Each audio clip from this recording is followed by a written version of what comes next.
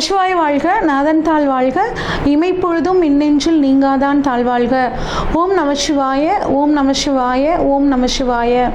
குரு பிரம்மா, குரு விஷ்ணு, குருதேவோ மகேஸ்வர, குரு சாட்சாத் பரம்பிரம்மா, தஸ்மை ஸ்ரீ குருவே நமக. அனைவருக்கும் வணக்கம். நான் உங்கள் ஜோதிடர் சங்கீதா ராம்குமார். நட்சத்திரங்கள் பார்த்திங்கன்னா நம்ம வாழ்க்கையில் மிகச்சிறந்த முக்கியமான பங்கு வகிக்குதுங்க. நம்ம ஒரு கோயிலுக்கு போனால் கூட நம்ம நட்சத்திரங்களை சொல்லி தான் பார்த்திங்கன்னா ஒரு அர்ச்சனை பண்ணுவோம். அது எப்படிங்க நமக்கு இதுதான் நம்ம நட்சத்திரம் அப்படின்னு தீர்மானிக்கிறாங்க அப்படின்னு கேட்டிங்கன்னா, நம்ம பிறக்கும் போது ஒரு வடிவத்தில் நட்சத்திரங்கள் ஒரு கூட்டமாக இருக்குங்க. அந்த நட்சத்திரத்தோட அந்த வடிவத்தோட அடிப்படையில் தான் நம்ம இந்த நட்சத்திரத்தில் பிறந்திருக்கோம் அப்படின்னு சொல்லுவாங்கங்க. இந்த நட்சத்திரத்தை பொறுத்த வரைக்கும் பார்த்திங்கன்னா மொத்தம் 27 நட்சத்திரங்கள் இருக்குங்க. இந்த 27 நட்சத்திரம் பார்த்திங்கன்னா ஒவ்வொரு கிரகத்துக்கும், அதாவது நவகிரகங்கள் அப்படிங்கிறது 9ங்க. ஒவ்வொரு கிரகத்துக்கும் 3 நட்சத்திரங்கள் அப்படின்னு சொல்லி வகைப்படுத்தி வச்சிருக்காங்க. ஒரு நட்சத்திரத்துக்கு பார்த்தீங்க அப்படின்னா 4 பாதங்கள் இருக்கு, அதாவது 4 பிரிவுகள் இருக்கு. அப்போ ஒரு நட்சத்திரம், அப்போ 27 × 4 அப்படிங்கும்போது பார்த்தீங்கன்னா 108 நட்சத்திர பாதங்கள் இருக்கு. இப்போ நம்ம இப்போ நட்சத்திரங்களுக்கான குணநலங்கள் எப்படி இருக்கும், ஒவ்வொரு நட்சத்திரத்தில் பிறந்தவங்க எப்படி இருப்பாங்க, என்ன தொழில் பண்ணலாம், எந்த விஷயங்களை செய்யலாம், எந்த விஷயங்களை இவங்க செய்யக்கூடாது, என்ன கலரை பயன்படுத்தலாம், எந்த தெய்வத்தை இவங்க வழிபடலாம், இவங்களுக்கு அதிர்ஷ்டம் தரக்கூடிய தெய்வங்கள் என்னென்ன, இவங்க என்ன மரம் வளர்க்கலாம், என்ன உணவு சாப்பிடலாம், அது மட்டும் இல்லாமல் என்ன பறவைகளுக்கு இவங்க நல்லது பண்ணால் நல்லது, எந்த சித்தர் வழிபாட்டு முறை இவங்களுக்கு நல்லது அப்படிங்கிறது தான் நம்ம முழுமையாக இந்த வீடியோவில் பார்க்குறோங்க. இந்த நீங்கள் பிறந்த நட்சத்திரம், நீங்கள் இப்போ திருவாதிரையாக இருந்தால் அந்த திருவாதிரை நட்சத்திரம் மட்டும் பார்த்தா போதுமா அப்படின்னா கிடையாதுங்க. நம்மளோட தலை விதியை தீர்மானிக்கிறதுல 3 நட்சத்திரங்களுக்கு பார்த்திங்கன்னா மிக முக்கியமான பங்குகள் இருக்குது. என்ன அப்படின்னா, நம்ம 3 விதி மதி கதின்னு சொல்லுவோம். இந்த விதி மதி கதியை நமக்கு தீர்மானிக்கக்கூடிய நட்சத்திரங்கள் அப்படின்னா, நம்ம பிறந்த சந்திரன் நிற்கிற நட்சத்திரம், அதுதான் நம்ம ஜென்ம நட்சத்திரம். அடுத்து நம்மளோட லக்னம் நிற்கக்கூடிய நட்சத்திரம், அடுத்து பார்த்திங்கன்னா நம்மளோட லக்னாதிபதி நிற்கக்கூடிய நட்சத்திரம். இந்த 3 நட்சத்திரங்களும் தான் நம்மளோட தலைவிதியை தீர்மானிக்கக்கூடிய நட்சத்திரங்கள். அப்போ உங்களோட ஜாதகத்தை எடுத்து இந்த 3 கிரகங்களும், அதாவது உங்கள் லக்னம் எங்கே நிற்குது, லக்னாதிபதி எங்கே நிற்குது, உங்கள் சந்திரன் எங்கே நிற்குது, இது 3ஐயும் தெரிஞ்சுக்கிட்டு அந்த நட்சத்திரக்குரிய வீடியோவை கேளுங்க, அதற்குரிய வழிபாட்டு முறைகளை ஃபாலோ பண்ணுங்க, அதற்குரிய பரிகாரங்களை ஃபாலோ பண்ணும்போது உங்கள் வாழ்க்கை பார்த்திங்கன்னா ரொம்ப சிறப்பாக மாறுங்க. இப்போ ஒவ்வொரு நட்சத்திரத்துக்கும் உண்டான பலன்களை வரிசையாக பார்ப்போம். கேட்ட நட்சத்திரத்தை பற்றி பார்க்க போகிறோம். கேட்ட நட்சத்திரம் நட்சத்திர வரிசையில் 27 நட்சத்திர வரிசையில் 18வது நட்சத்திரம் கேட்ட நட்சத்திரம். இதை வடமொழியில் ஜேஷ்டா தேவின்னு சொல்லுவாங்க, கிரேக்க மொழியில் அன்கரஸ் அப்படின்னு சொல்லுவாங்க. இந்த கேட்ட நட்சத்திரம் பாருங்க, அஸ்வினி, கேட்டை, ரேவதி, இது 3ம் புதனோட நட்சத்திரம். புதனோட நட்சத்திரத்தில் 2வது நட்சத்திரம் இந்த கேட்ட நட்சத்திரம். இந்த கேட்ட நட்சத்திரம் நீர் ராசியான விருச்சிக ராசியில் இருக்குங்க. இந்த விருச்சிக ராசி அதிபதி செவ்வாய், கேட்ட நட்சத்திரத்துக்கான அதிபதி புதன். அப்போ புதனோட தன்மையும் விருச்சிகத்துக்கு உண்டான செவ்வாயோட தன்மையும் கொண்டவங்க தான் இந்த கேட்ட நட்சத்திரக்காரங்க. இந்த கேட்ட நட்சத்திரம் எப்படி இருக்கும் அப்படின்னா, ஒரு 3 நட்சத்திரம் கொண்ட ஒரு தொகுதி மாதிரி இந்த கேட்ட நட்சத்திரம் இருக்கும்.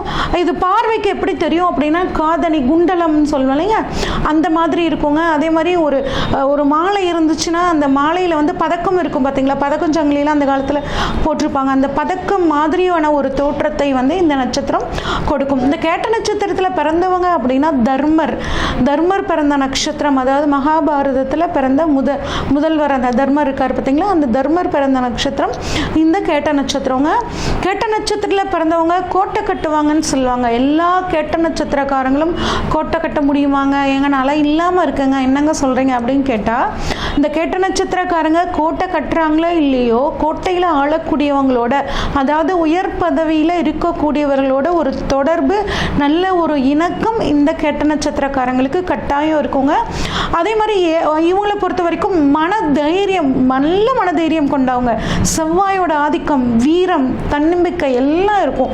அதே மாதிரி இயல்புலேயே ஒரு நல்ல குணம் இவங்ககிட்ட இருக்குங்க. ஆனால் என்ன பண்ணுவாங்கன்னா, அடிக்கடி உங்களுக்கு முன்கோபம் வந்துடும். செவ்வாயோட அந்த கோபம் வேகம் இருக்குது பார்த்தீங்களா, அந்த முன்கோபம் வரும். அந்த முன்கோபத்தால் பேசிட்டு யோசிப்பாங்க, அச்சோ நம்ம இப்படி பேசியிருக்கக்கூடாதோ அப்படின்னு ஒரு யோசிக்கக்கூடிய தன்மை உங்ககிட்ட இருக்கவங்க. முடிவு எடுக்கிறதுலாம் பாருங்கள், சட்டுன்னு வேகமாக முடிவு எடுத்துருவாங்க. ஆனால் இவங்க வாழ்க்கைன்னு அப்படின்னு பார்த்தீங்கன்னா ஒரு ஏற்றத்தாழ்வான வாழ்க்கை தான் இருக்கும். கொஞ்சம் ஒரு போராடக்கூடிய குணம், போராடி ஜெயிக்கக்கூடிய குணம் இவங்ககிட்ட இருக்குங்க.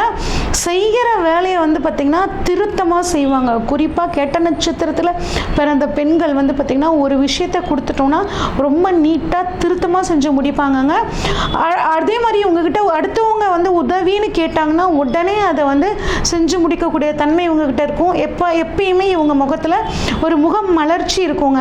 இவங்ககிட்ட பேசினாவே ஒரு எனர்ஜி அடுத்தவங்களுக்கு வந்துடும்.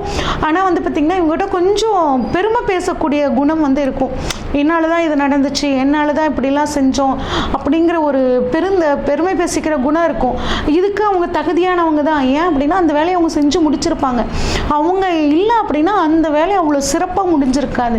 அதனால் அவங்களுக்குன்னு ஒரு பெருமை பேசுகிற குணம் இருக்கும். அடிக்கடி ஏதாவது ஒரு ஸ்நாக்ஸ் சாப்பிட்டுக்கிட்டே இருப்பாங்க. எதையாவது ஒன்று அடிக்கடி சாப்பிட்டுக்கிட்டே இருக்கணும் அப்படின்னு தோணுங்க. அதே மாதிரி இவங்களுக்கு அடுத்தவங்க கிட்ட கை கட்டி வேலை செய்கிறது அப்படிங்கிறது பிடிக்கவே பிடிக்காது.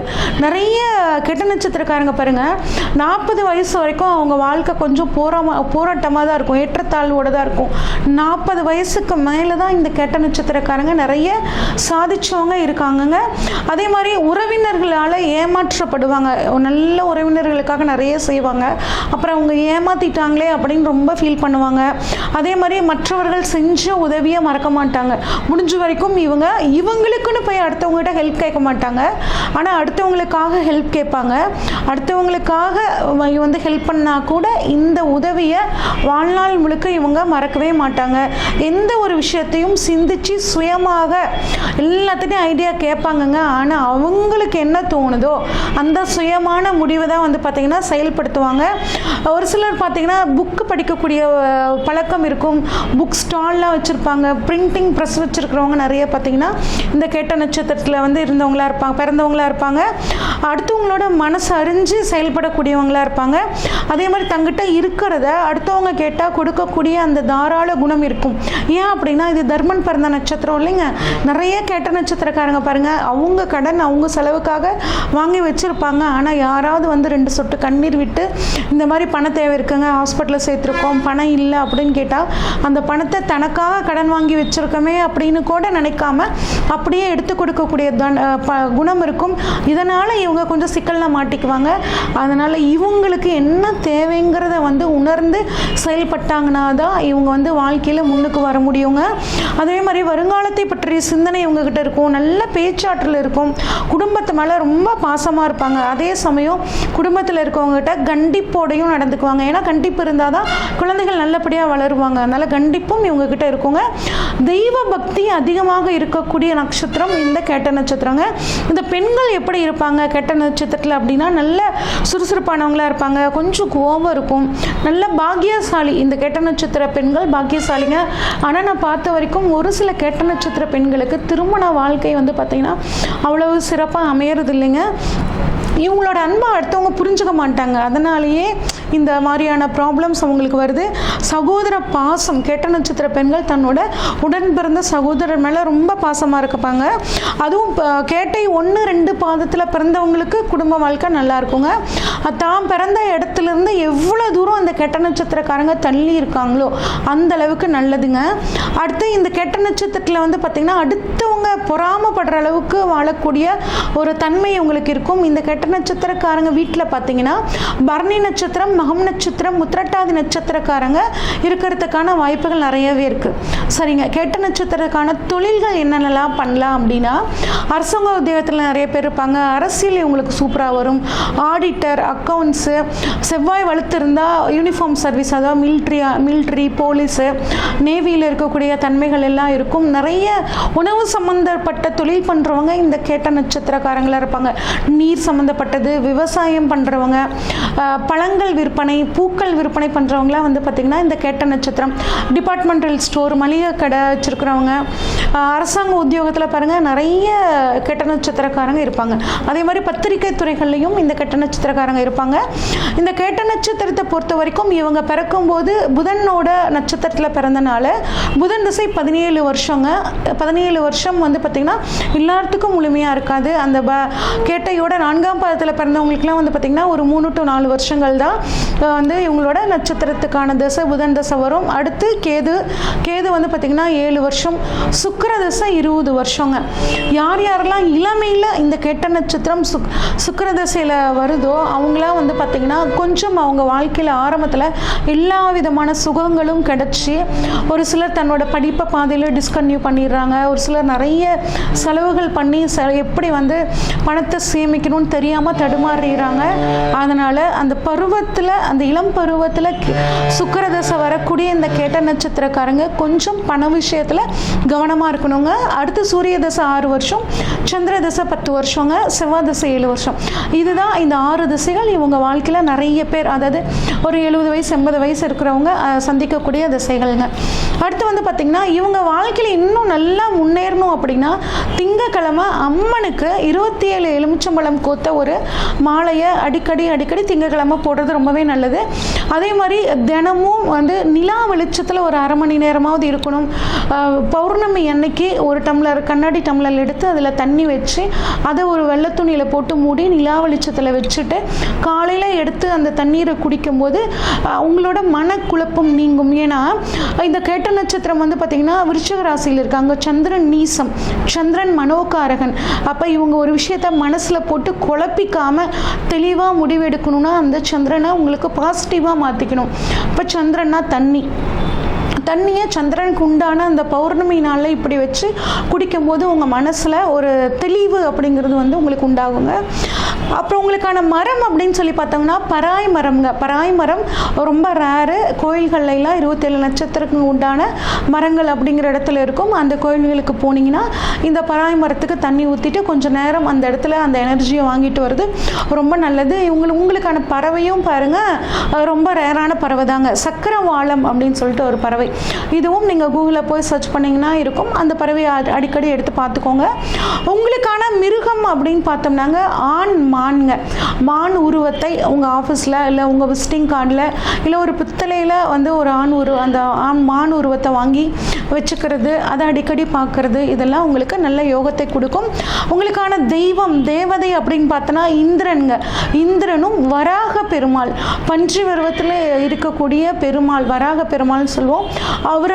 அவர்கிட்ட வேண்டுதல் வச்சிங்கன்னா உங்களுக்கு எல்லா விதமான நல்லதும் நடக்குங்க. உங்களுக்கான உணவு அப்படின்னு பார்த்தோம்னா மாங்காய்ங்க. மாங்காய் சாதம் அடிக்கடி சாப்பிட்றது, கேட்டை நட்சத்திரம் வர்ற நாளில் அந்த மாங்காய் சாதத்தை தானம் பண்ணுறது ரொம்ப நல்லது. உங்களுக்கான பலகாரம் அப்படின்னா திரட்டுப்பால் அப்படின்னு சொல்லுவாங்கல்ல, பாலை வச்சு செய்யக்கூடிய அந்த உணவு திரட்டுப்பாலை வந்து உங்கள் கேட்டை நட்சத்திர நாளில் தானம் பண்ணுறதும் அடிக்கடி திரட்டுப்பால் நீங்கள் உங்கள் உணவில் எடுத்துக்கிறதும் ரொம்பவே நல்லது. உங்களுக்கான பழம் அப்படின்னா செர்ரி பழம்ங்க. செர்ரி பழம் சாப்பிடுங்க, தானம் பண்ணுங்கள். வல்லாரைக்கீரை அடிக்கடி உணவில் சேர்த்துக்கோங்க. உங்களுக்கான பூ பன்னீர் ரோஜா, அந்த நல்ல பிங்க் கலரில் இருக்கும் இல்லைங்க, அந்த ரோஸு பன்னீர் ரோஜா வந்து கட்டாயம் எல்லாருமே வளர்த்தக்கூடிய ஒரு விஷயந்தான்.